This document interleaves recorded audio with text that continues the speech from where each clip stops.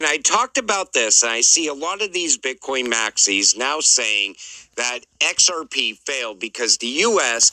is not going to have a central bank digital currency. Well, we're not going to have one until 2030. But why 2030? Because of the New World Order, UN Agenda 2030 mission goals. One world government, end of nations, one world army, one world body police force, and so on. Everything is about one world everything. And then I remembered a clip from Larry Fink. And most people heard this, and right away they said, well, we're just pushing towards tokenization. But there was something in this clip he said that shows you that BlackRock is still all about Agenda 2030. Take a listen. What I think about most of these cryptocurrencies, it just identifies how much money laundering there is being done in the world, how much people are trying to move currencies from one place to another. So I actually believe you're seeing the demand for it. But let's be clear, if we created a true global digital currency, I hate the word crypto. Take notice, he said global digital currency, but he hates to say crypto. So could it be XRP as that one world digital currency? You know, a lot of people watch these clips, but they miss the important parts. And the things that these people say matter because they are controlled by the elite agenda. Ripple joins MasterCard to ease central bank digital currency use. But why did MasterCard join Ripple? Why does everyone turn to Ripple? Because Ripple is already working on central bank digital currencies. Take a listen to Brad here. That is, Ripple has invested and is working with about 10 different governments around the world to do central bank digital currencies. I mean, a central bank digital currency is a stablecoin. It's just issued by the government. Listen, paying $14.99 a month for a streaming app and $9.99 a month for a music app and a central bank digital currency is a stablecoin. It's just issued. That is, Ripple has invested and is working with about 10 different governments around the world to do central bank digital currencies. I mean, a central bank digital currency is a stablecoin. It's just issued by the government. Take notice what Brad said. A stablecoin is a central bank digital currency. It's just issued by the government. And I think since that clip dropped, Ripple is now working with about 20 different countries on their central bank digital currencies. The U.S. is still going to have central bank digital money. It's just not going to happen until 2030. But stable coins are going to be used up until then. We are going to see a digital dollar because the rest of the world is already moving in this direction. But there's a lot that happens with the central bank digital currency that most people don't understand. They could use it as a surveillance system. In other words, they could track and trace all of your transactions. If you speak out against the government, they could also freeze your money. They could also claw back your money if you're buying things with it that you're not supposed to buy. But remember this, the World Economic Forum says CBDCs must be implanted under your skin if you want to participate in society. That was back in 2023. Now, I think when they said central bank digital currencies, I think they meant your digital identity. In other words, you would get the chip, that would be your digital ID, and your central bank digital currency would be loaded onto that digital ID every single month. And I always tell you this, but I'm never getting that chip. And take a listen to Catherine Fitz here. She talks about the U.S. Navy working with Ripple to create that chip. Well, if you look at the planning and the design and the competition, it's fluid right now. You know, there's competition over what the design will be. It was very interesting. I won't bore you with all the details, but I had an incredible experience in Denmark a year ago, and I was trying to figure out what's going on in Denmark.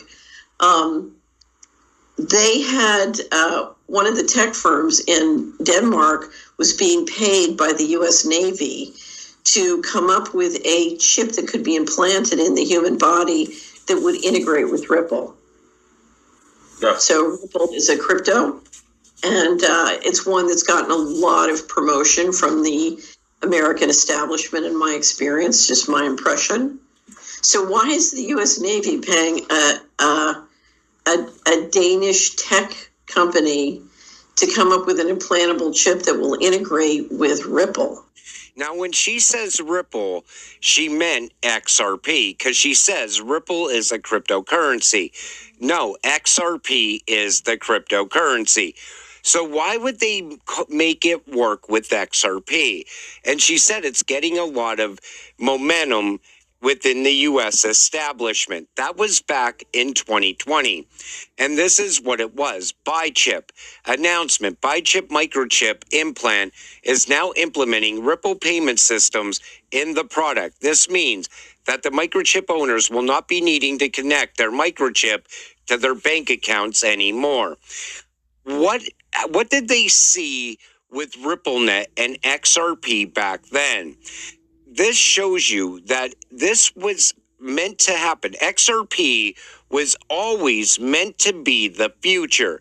Now, this happened before the Rippleverse SEC case even happened. So they knew all the way back then that at some point, Ripple and XRP would be the future. Same reason why Ripple always gets a seat at the table with the ECB and at Davos and so on. Even with the White House now as well. It was all put into motion by design. And even Whitney Webb once said that the main reason for this coordinated global push to develop digital IDs is because it's deemed essential to Agenda 2030. Take a listen to what she says here. There's a coordinated global policy push for digital IDs as the new form of government-issued identification credentials. And they're essentially all based on your biometric data, which can be your fingerprints, your face, the iris of your eyeball. And the idea is essentially to collect all of that data and have it housed or have it tied directly to your digital ID. So your physical ID will be mapped to the digital ID. Digital IDs are not really a separate project from CBDCs and this new digital financial system. And UN documentation and also documentation from the Bank of International Settlements, they very overtly state that CBDCs and digital IDs are meant to go together. And without digital IDs, the CBDC digital finance system cannot exist. So you cannot have central bank digital currency without a digital ID. And this is going to be one of the ways they get people to get the chip implant, in my opinion. It's going to happen through universal basic income. 18 U.S. states now have local guaranteed income pilots that are proving that UBI works. It cuts poverty, boosts stability, and respects dignity. The question isn't if we can do UBI. It's when we'll scale it.